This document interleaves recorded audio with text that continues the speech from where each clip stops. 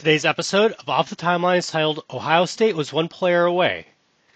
There was one game in 2015 where Ohio State didn't just lose, they broke.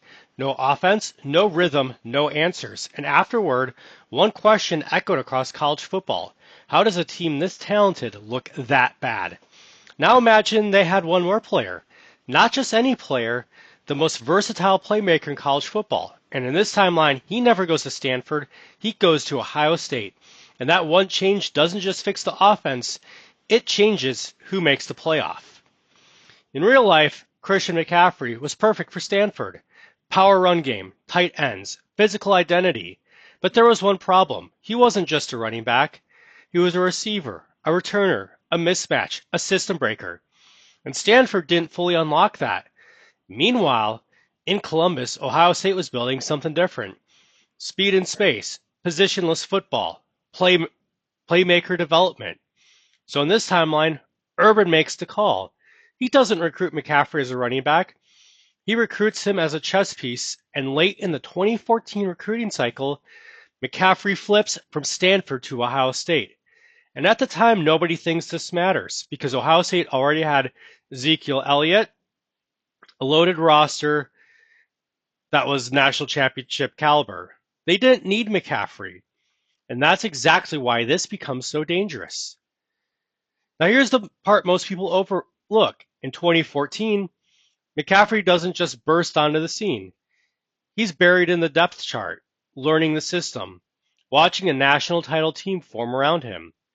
And almost nobody notices he's there. But behind the scenes, there's already a question forming. If this team is already this good, where does he even fit? Now fast forward to 2015, and McCaffrey is no longer a freshman. After a quiet 2014, Ohio State finally starts to experiment with how to use him. The 2015 Ohio State team might be the most frustrating elite team ever because on paper, they should dominate everyone. Instead, they stall. They already had a few real problems, that being the QB rotation between JT Barrett and versus Cardale Jones, predictable play calling, and no offensive identity. Now add Christian McCaffrey, and suddenly things don't get cleaner, they get messier. The early season narrative covers McCaffrey being underutilized, Zeke still being the focal point, and coaches unsure how to balance the touches. You start hearing it. Ohio State might have too many playmakers. The internal conflict is Zeke wants more carries, McCaffrey needs space, and QBs need rhythm. And for weeks, Urban Meyer can't solve it. And here's the scary part. They're still winning games, but they're looking worse every week. The record says contender. The film says something's wrong. But then, mid-season, something clicks.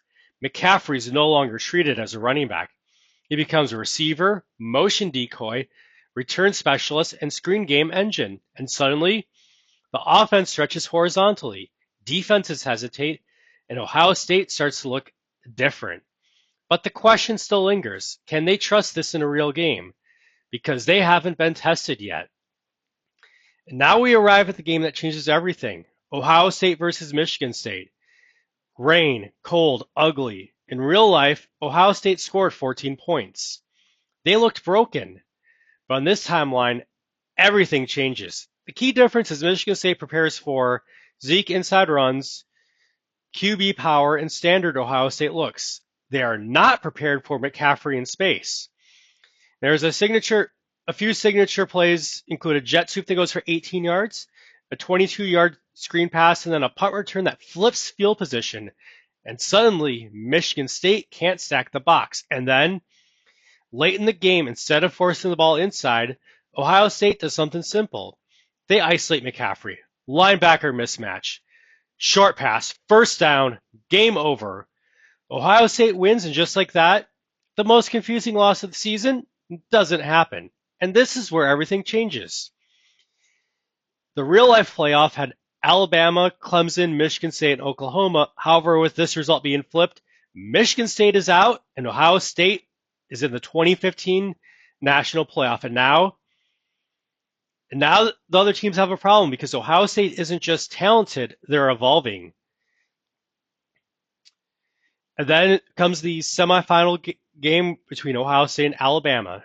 And the impact from McCaffrey is easy to be seen with return screens and mismatched routes. He's not the focal point, he's the chaos engine. And suddenly, the game looks very different. Then the debate comes to one player, one game, one decision, and the entire playoff changes. So I've got to ask you, does Ohio State win it all in this timeline? Or does something else break along the way? And if you enjoyed this alternate universe, hit like, subscribe, and check out the next video on your screen. Because trust me, the timelines only get crazier from here. And I'll see you in the next timeline.